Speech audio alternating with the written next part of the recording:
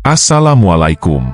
Banyak di kolom komentar yang bertanya, jika kehebatan suku Dayak terlihat jelas dalam peristiwa Sampit, lantas mengapa mereka tidak melakukan hal yang sama pada saat masa penjajahan? Video ini merupakan jawaban dari pertanyaan tersebut. Pada video kali ini, Bang Jai akan membahas mengenai salah satu tragedi yang pernah terjadi di wilayah Kalimantan Barat, tepatnya di kota Mandor, yaitu kekejaman yang pernah dilakukan oleh Jepang terhadap para cendekiawan yang ada pada masa itu.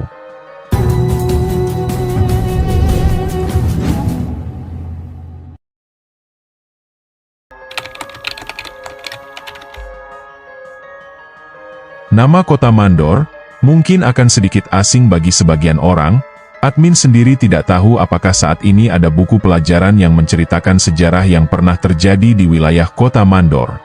Bagi masyarakat di Kalimantan Barat, mereka tidak akan pernah melupakan sejarah yang pernah terjadi pada tanggal 28 Juni 1942.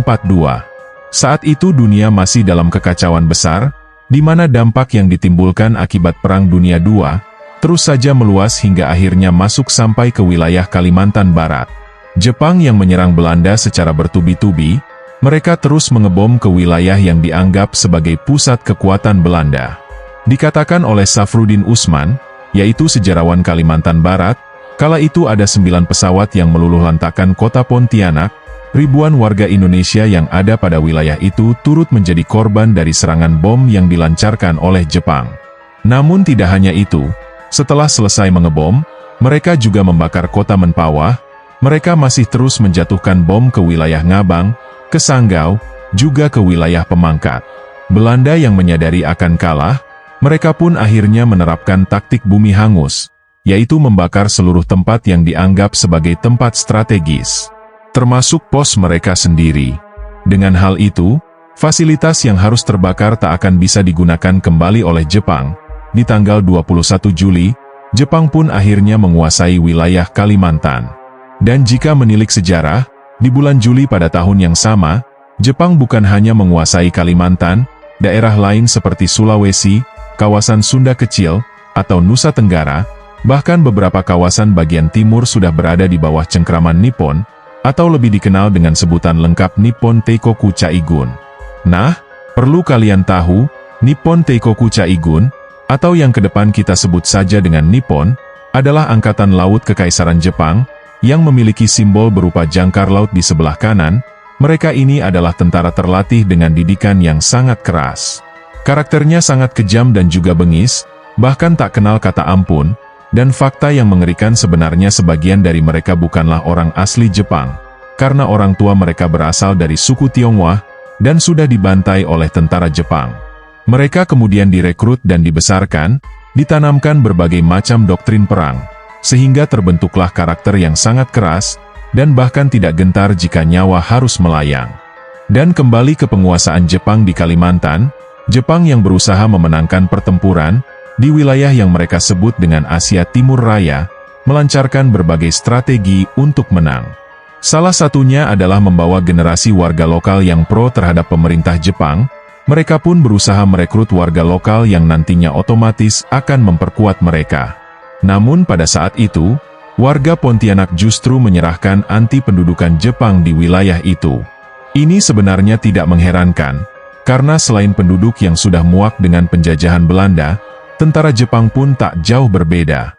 Mereka memaksa warga menyerahkan perhiasan dan juga hasil panen, dan bagi warga yang sedari awal kurang mampu, atau dianggap miskin, maka mereka akan dipaksa untuk menjadi romusha. Hal tersebut jelas membuat penduduk memberontak. Mendapatkan perlawanan dari warga Pontianak, mereka pun murka dan siap menumpas warga yang kontra pemerintah Jepang, yang bertujuan memberikan efek gentar. Mereka pun mengawalinya dengan mengeksekusi 5 orang karyawan bank di Pontianak. Mereka melakukan itu di sebuah sungai, tepatnya di Pelabuhan Sengki. Awalnya mereka menahan ke-5 orang tersebut, dengan tangan terikat ke belakang, kepala mereka ditutup kain putih, dan kemudian dihadapkan ke arah Sungai Kapuas. Tak lama kemudian, mereka pun memanggil warga Pontianak untuk menyaksikan kekejaman yang akan mereka lakukan. Dengan menggunakan juru bahasa, dan di hadapan para warga, mereka pun mengatakan, "Kami akan melakukan olahraga hebat, Ini akan kami teruskan setiap harinya. Dan tak lama kemudian, samurai pun terayun ke salah satu karyawan, yang tepat mengenai leher dan langsung memisahkan kepala dan tubuh karyawan itu. Kepala karyawan itu langsung jatuh ke Sungai Kapuas, begitupun sisa 4 orang karyawan lainnya. Kekejaman demi kekejaman, terus disaksikan oleh warga Pontianak.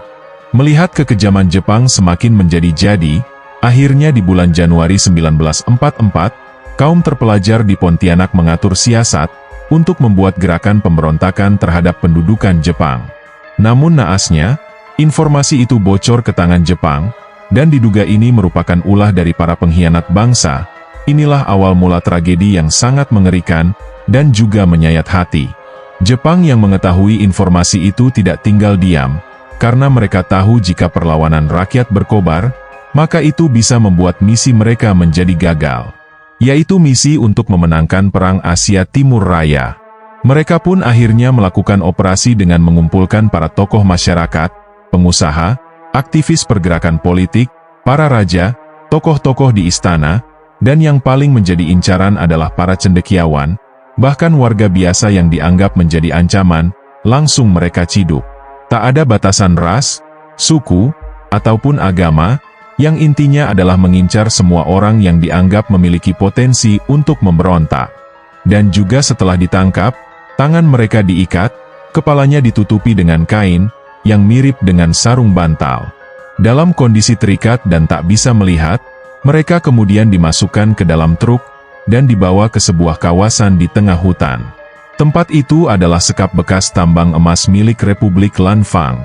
Setelah sampai, mereka kemudian disuruh jalan beriringan, sebagian dibariskan seolah menunggu antrian, dan masih dalam kondisi terikat.